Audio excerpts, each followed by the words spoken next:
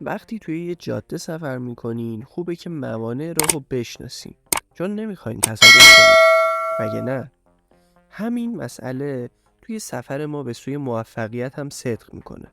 توی این ویدیو 5 عامل رو بررسی میکنیم که مانع از موفق شدن شما میشه. 1. عامل ترس. ترس یکی از بدترین دشمنای موفقیته.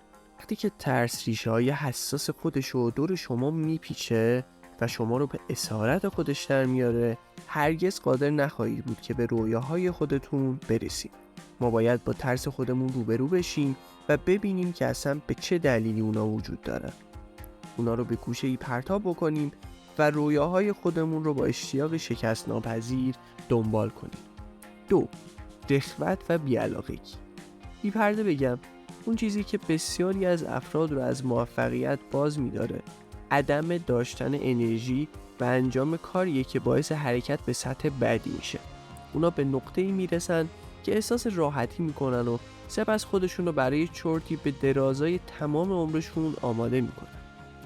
3. نداشتن پشتکار. موفقیت توی تیزترین کنج یا شیبدارترین تپه است. پشتکار داشته باشین، ادامه بدید، یک تپه دیگه، یک گنج دیگه. بدبینی. نکته اینجاست که میتونید به هر چیزی که باور دارید برسید. از خودتون بپرسید که چه نوع افکاری رو با خودتون حمل میکنید. آیا خوشبین هستین یا بدبین؟ اگه باور ندارین که میتونید برسید، پس نخواهید تونست. 5.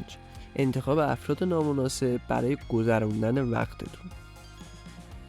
این عادت ما رو به راحتی تبدیل به محصولی از محیط میکنه. به همین خاطره که گذروندن وقت با کسایی که به شما فشار میارن تا به عقب برنگردید اهمیت بسیاری داره. در مورد افرادی که اطرافتون هستن چه ایده‌ای داری؟ آیا این افراد با صلاحیت هستن که شما رو تشویق میکنن یا مانعی در این موفقیتتون هستن؟